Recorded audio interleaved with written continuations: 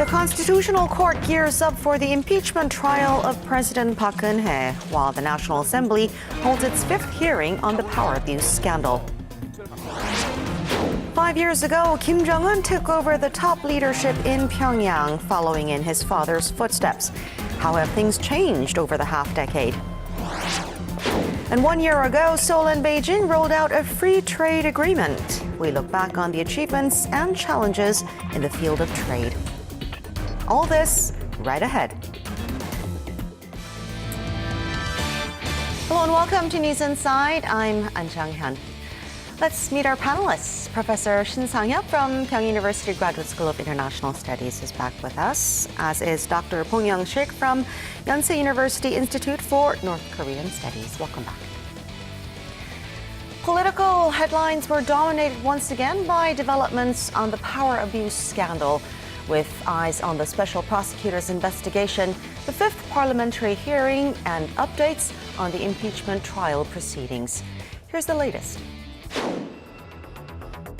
It's now been nearly 2 months since state affairs have been bogged down by the abuse of power scandal. While President Park Geun-hye remains suspended of her powers, follow-up measures in the impeachment process and investigation are gaining traction. First, the special prosecutors team led by Park Young-soo has launched its investigation.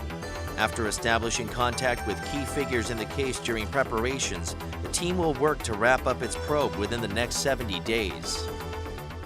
특검은 금일 최순실의 삼성에 대한 제3자 뇌물 공여와 국민연금의 삼성물산 제1모직 합병 찬성 간 대가 관계 및 국민연금의 배임에 대한 증거를 확보하기 위하여 보건복지부 국민연금관리공단 사무실 일부 임직원에 대한 압수수색을 진행하고 있습니다.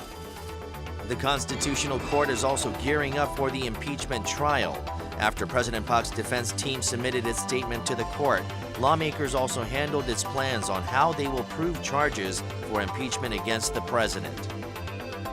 On Thursday, the first preparatory meeting for the trial was held, where lawmakers and the president's defense team met for the first time to lay out their central points of argument and discuss the following procedures. On the same day, the fifth parliamentary hearing on the scandal took place. Former key officials such as Presidential Secretary for Civil Affairs Woo Byung-woo and others attended. As proceedings related to impeachment slowly unfolds, the public is watching closely at each development. We look at some of the focal points.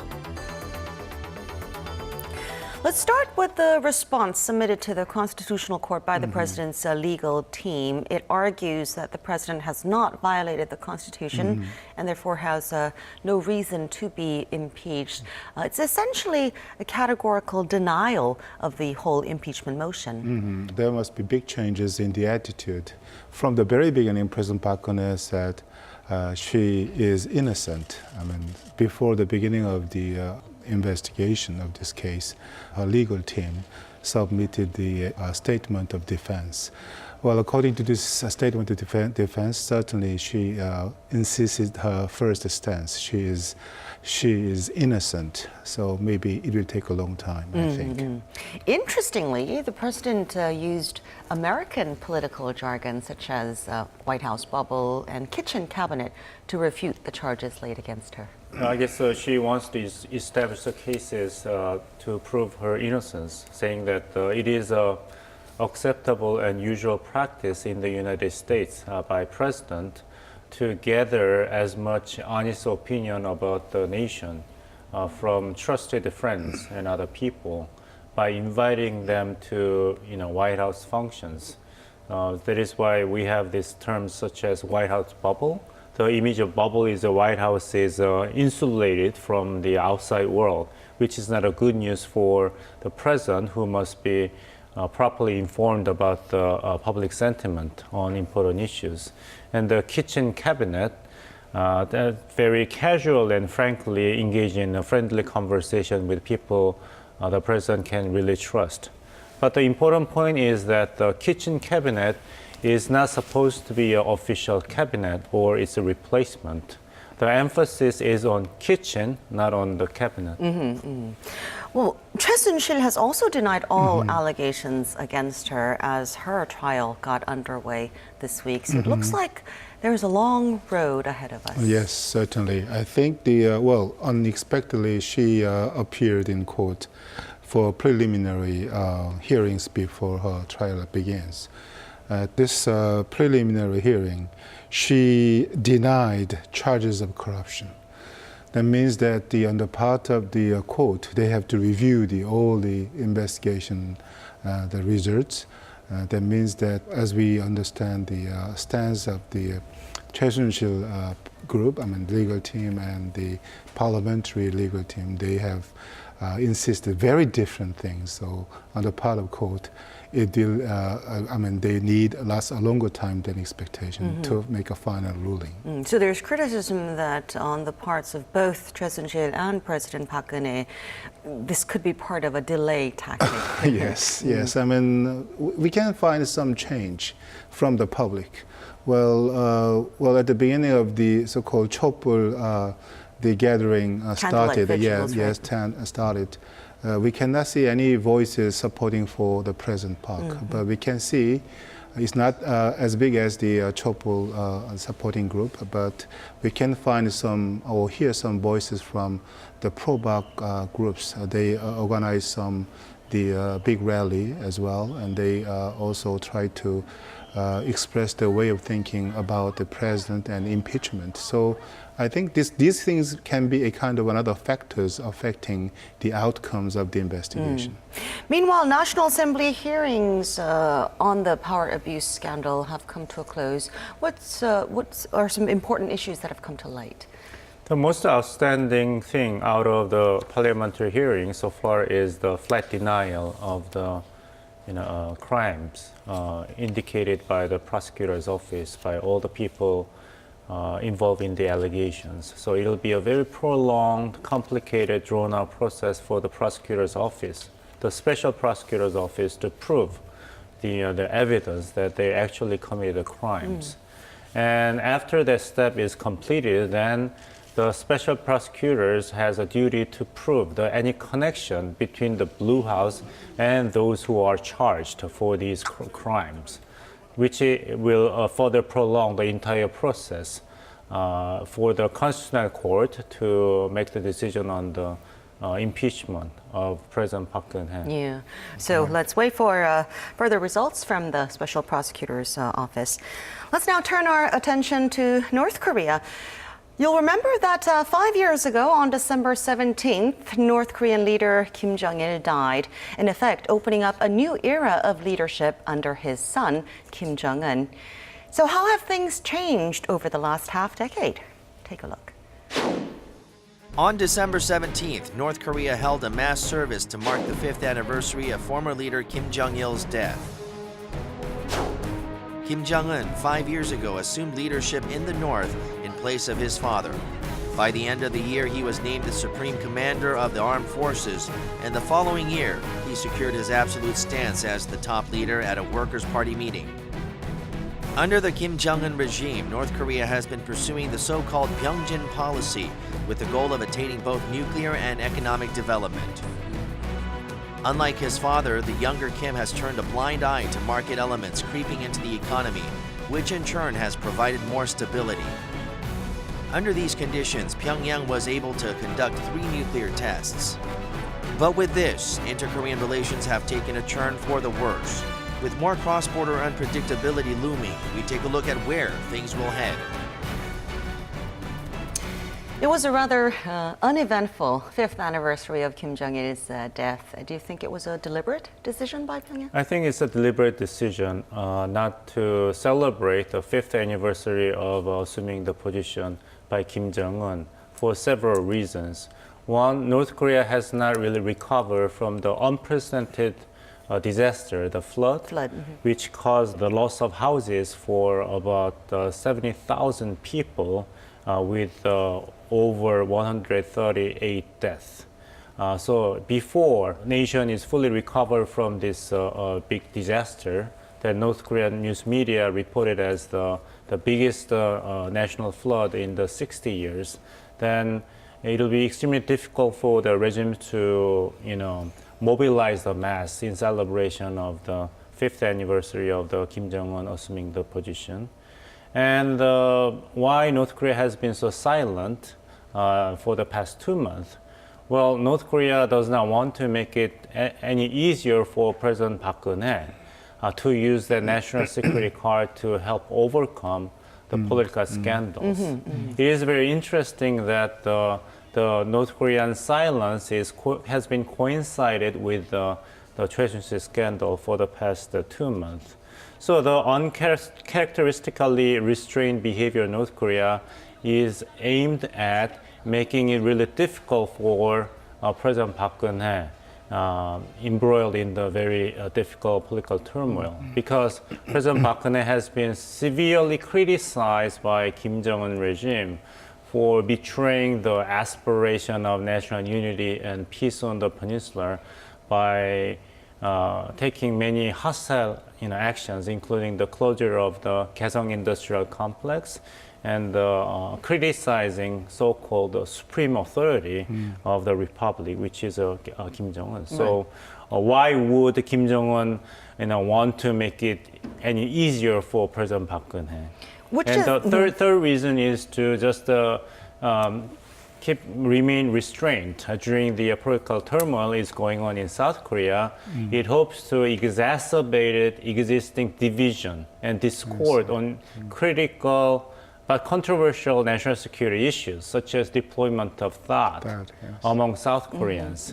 If North Korea had been engaging in serious provocations, that would gain more momentum for the proponents of the deployment of THAAD, which is against the national interest of North Korea. And lastly, just like myself, North Korean people did not expect Mr. Donald Trump to win the presidential election. So it needs time to learn about its primary opponent in Washington, whose North Korea policy is anybody's guess, ranging widely from, well, I can have a good conversation with the Kim Jong-un while eating hamburger, to we do not need to shy away from launching surgical strike to North Korea.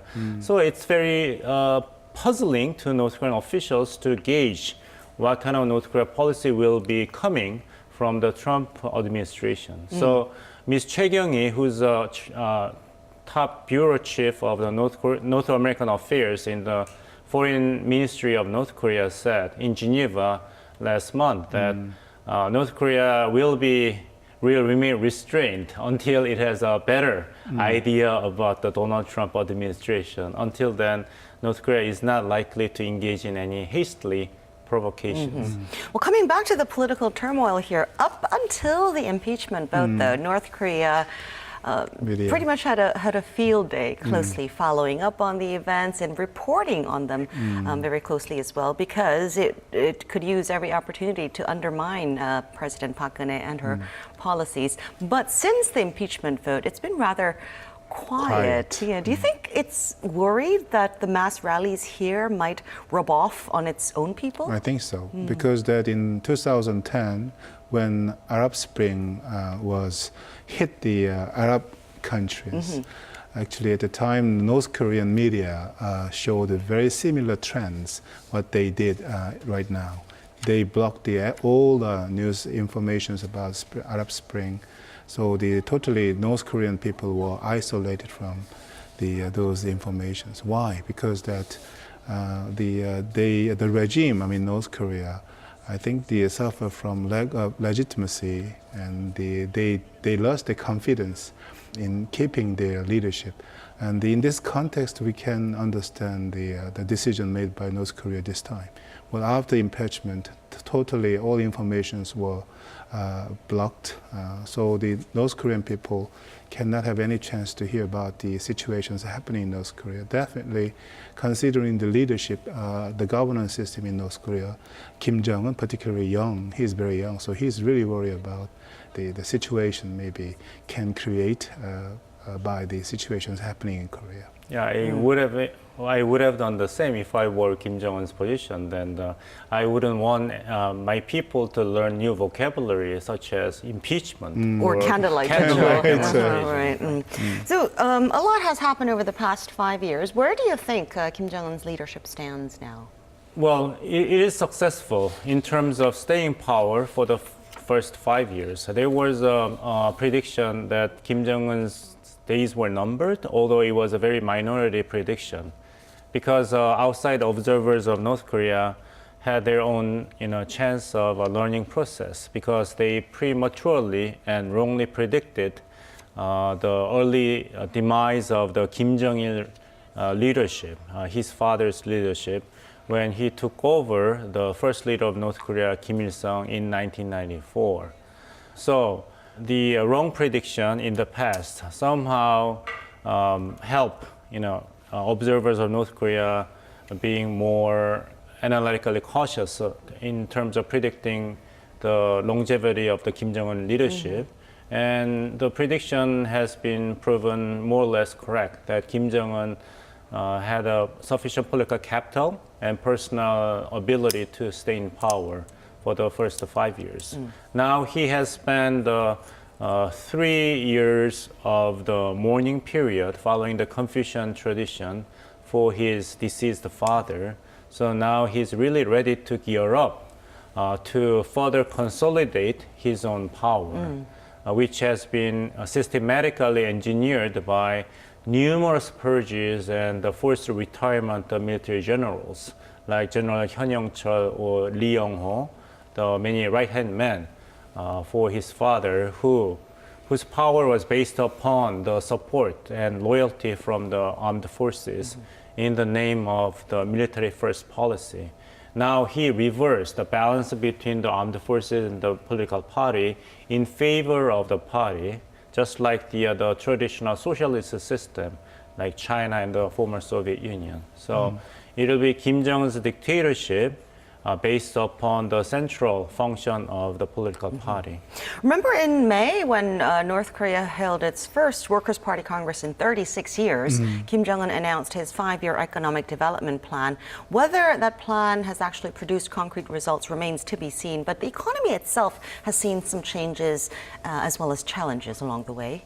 Yes, but unlike our expectation after the 5-year economic development plan was announced, well, we cannot see any big changes in the domestic economy in North Korea. Well, for example, 1 kilogram rice, the price in Pyongyang area was about 5,010 won before the 5-year economic development plan was announced. But after that, just a slightly increase. I mean, the rice price increased, but not very much. But what I want to stress is the reason why there were not such a kind of big changes not happening in North Korea. I think because there could be several explanations possible. But first one, which I take, is North Korean people had already experienced very economic difficulties in the early 1990s. As you know very well, many people starved to death. Several million people starved to death. And during this kind of the economic difficult period, North Koreans started to learn how to manage the economic difficulties by themselves. So after the economic sanctions, conducted by the United Nations, the people just said, okay, we had some experiences, so they have a kind of confidence in how to deal with the situation. And another point which I want to talk is the North Korean regime has emphasized that maybe 2012 we will live in a paradise, because 2012 was the 100th anniversary of the Kim Il-sung, the former dictator of North Korea's birthday. So they said that, we cannot trust the government anymore, because they have emphasized the year 2012.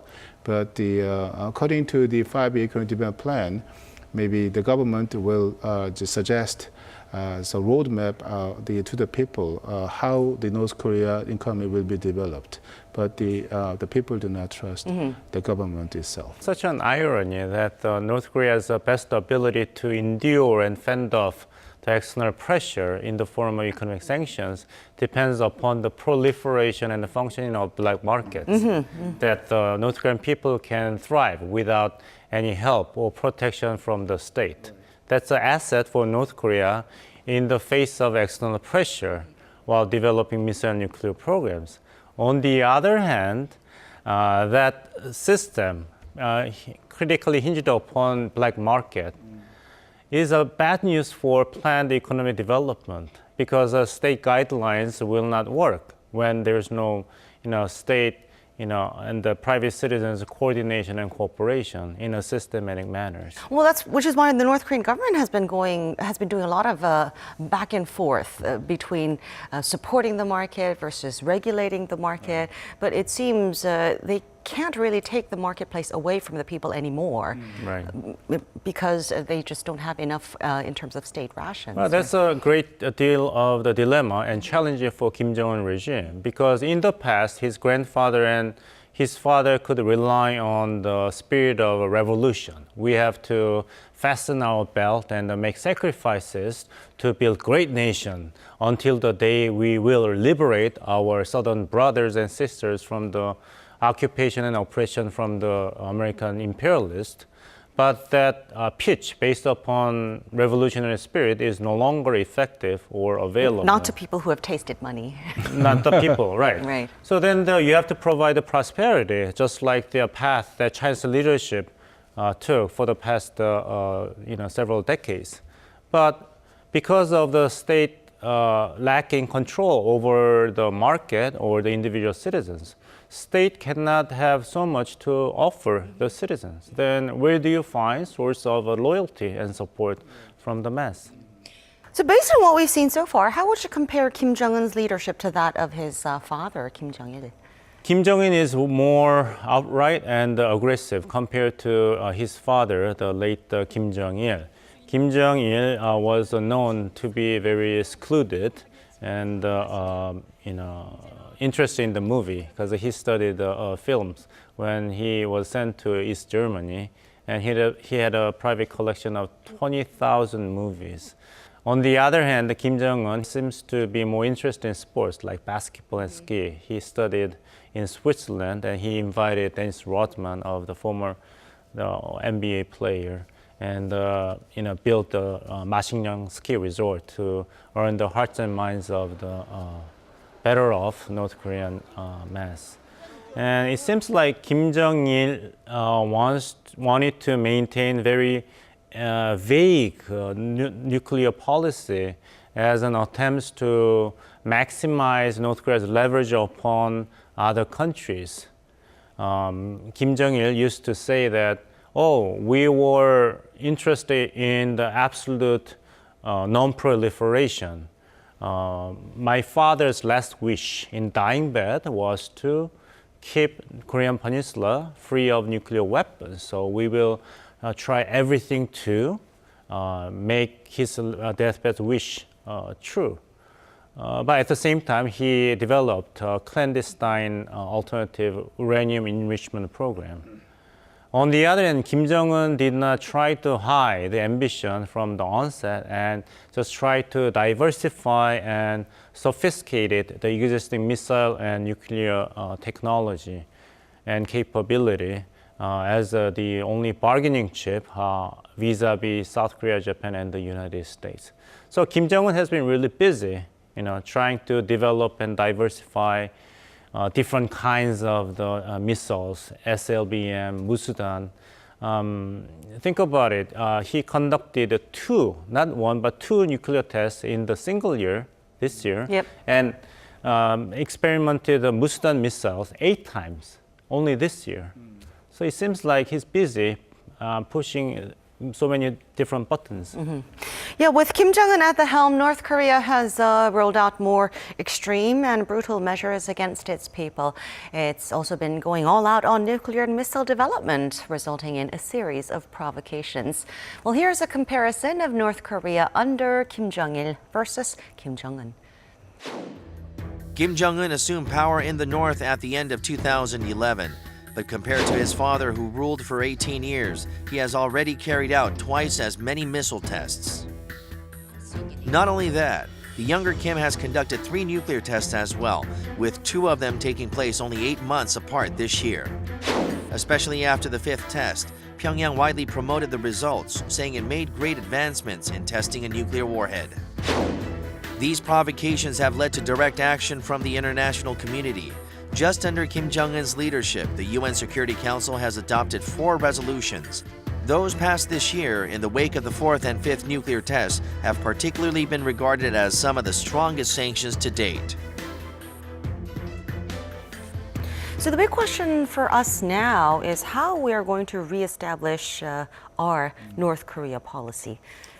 The relationship with North Korea is very important, but during the 2 months political turmoil in Korea, we missed some opportunity to take some actions to restore the relationship with North Korea, because during these 2 months, the UN adopted human rights declaration against criticizing the North Korean government.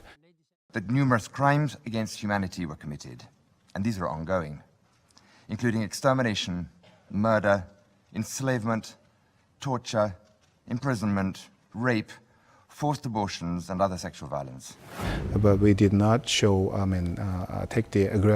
we failed to take aggressive actions.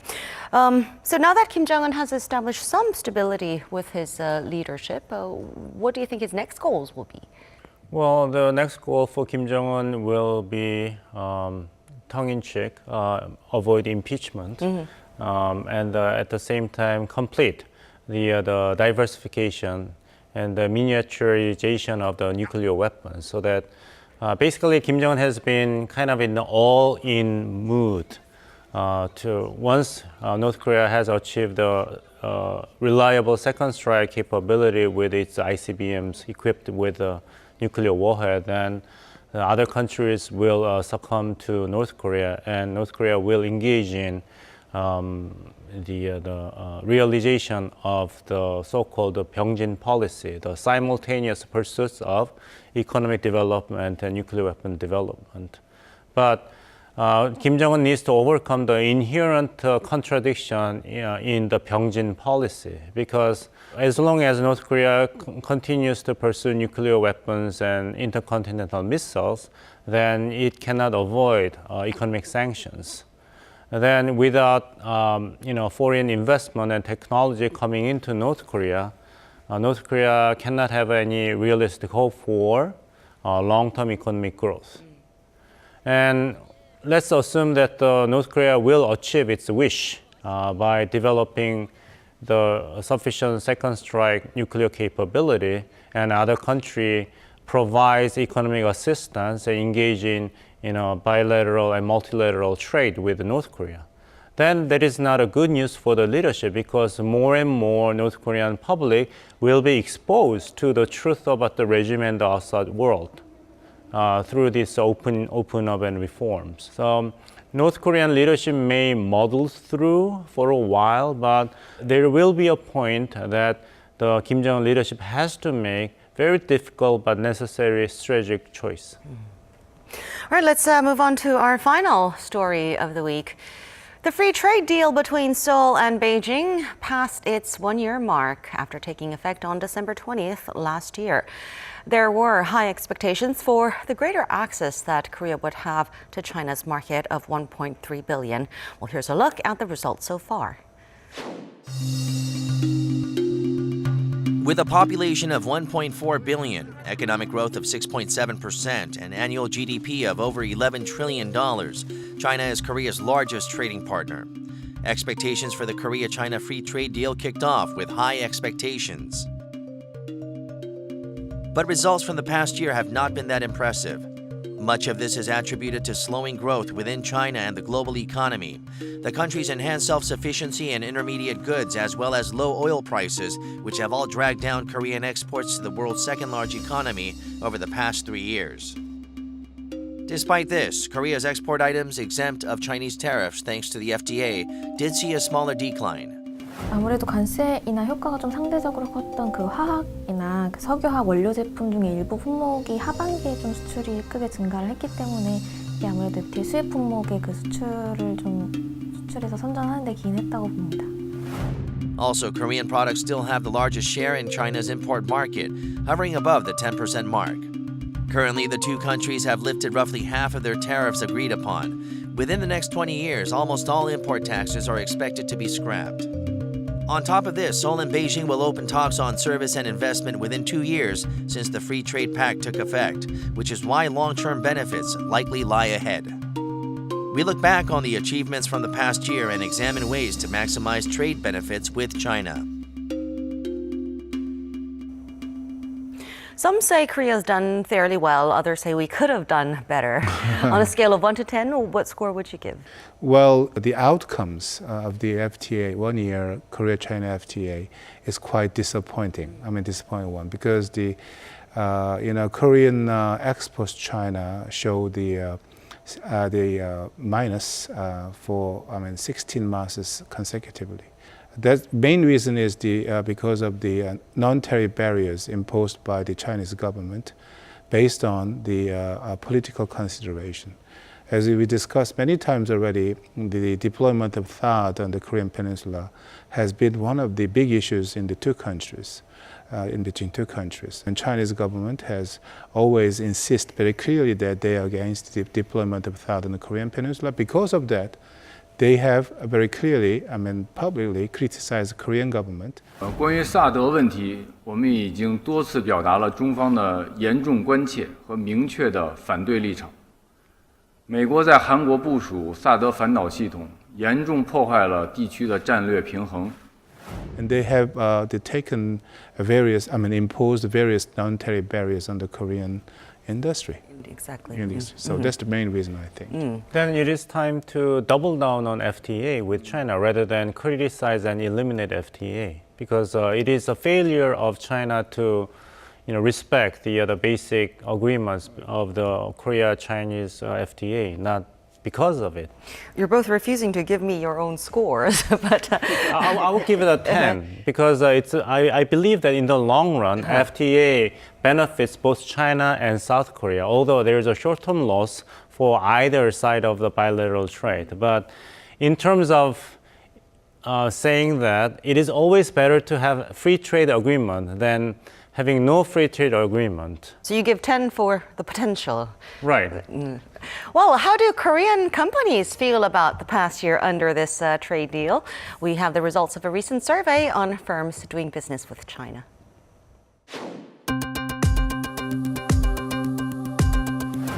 Korea and China have gone through 2 rounds of tariff cuts under the bilateral free trade deal, and roughly 65% of Korean companies surveyed say this has had positive effects. Given the difficult climate for exports, they see the FTA as having made considerable contributions. The companies say consultations and orders from China have increased, with more buyers showing enthusiasm about the trade deal. Also, compared to other competing countries, Korean firms have managed to enhance their price competitiveness. Positive feedback on customs clearance within 48 hours has also increased to nearly 40%. And despite the slowing growth in the world's second-largest economy, most businesses believe the 3rd round of tariff cuts will help boost exports to China even more. We're witnessing changes within China as well, though, as it moves from an investment-driven economy to one led by consumption. Right. China is no longer primarily considered as a global assembly line, but it is an emerging consumers market. So China's significance to the long-term prosperity of South Korea is increasing. That's a good news, but at the same time, there is a negative aspect because of the increasing dependency of South Korean economy to the health of Chinese economy. Because 3/4. 3/4 of all the manufactured goods exported from South Korea eventually arrives in the Chinese market. 3/4. So the long-term strategic decision essential for South Korea is to diversify its export market. Well, you mentioned the non-tariff barriers already, and exactly for that reason, there were already some people who said that we couldn't achieve as much with the China FTA. Any suggestions on how we might get Korea-China relations back on track? Just repeatedly emphasizing the basic mantra that it is always beneficial to all parties involved to separate politics from economics, such as China taking issues at the scheduled deployment of THAAD on the Korean Peninsula. That issue should be purely dealt in the area of national security and security cooperation between the two countries. But it seems like the Chinese government has wrong ideas by the media who in South Korea that expressed too much anxiety about possible retaliation by China on this security matter by manipulating its economic partnership with South Korea. So it's like Chinese government has been somehow misled by these wrong ideas, partially generated by the very much worried Korean media. Well, how Seoul makes use of its FTA with China can have implications for other trade deals. What should Korea do? Well, in fact, after Mr. Trump was elected as the new president of the United States, I mean, we may have another FTA negotiations with the United States for Korea-USA FTA. Well, for the successful negotiation with the United States, I mean, we have to step up our efforts to make Korea-China FTA be more successful. I think by having a successful FTA with China, we will be able to have more leverage or the power in the negotiation with the United States. This is just a part of the strategical considerations on the part of the Korean government. Well, in the same context, considering the global trends, I mean, FTA become a global trend every corner of the country around the world. So if that is a global trend, we cannot be an exception. That means that we have to maximize the national benefits, I mean efficiency in our efforts to have the FTAs with other countries. In this context, FTA with China, FTA with the USA seems to be very important. It happens to discuss about Korea-China FTA today, I mean this time, but this can be a very important start for the future Korean FTAs with many countries, including the United States in the future. All right, we have to wrap up. Any last thoughts you'd like to leave us with? Well, as an economist, I really worry about Korean economy. I mean, we are standing on the edge of the cliff in some sense.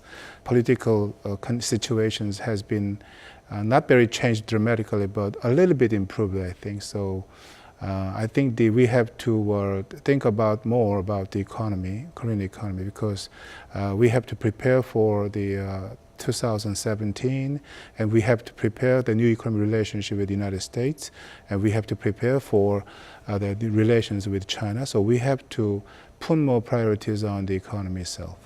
Dr. Bong? I was just reminded this morning that today's segment of News Insight is the second last one. For this year, yes. For this year, 2016. And the year 2016 must have been a very tough, long, hard years for many viewers and participants of this program. And it is good for us to remind ourselves that there's a law of average. If this year you have had a lot of challenges and difficult times, then according to the law of average, you are more likely to have so many good things, streak of good things in the coming years. So there's a reason to stay hopeful. You mean you don't enjoy the roller coaster rides that we've been having? No. Well, thank you two very much for sharing your thoughts with us today. Thank you. That's all for this edition of News Inside. Thanks for watching. We'll be back with more next week.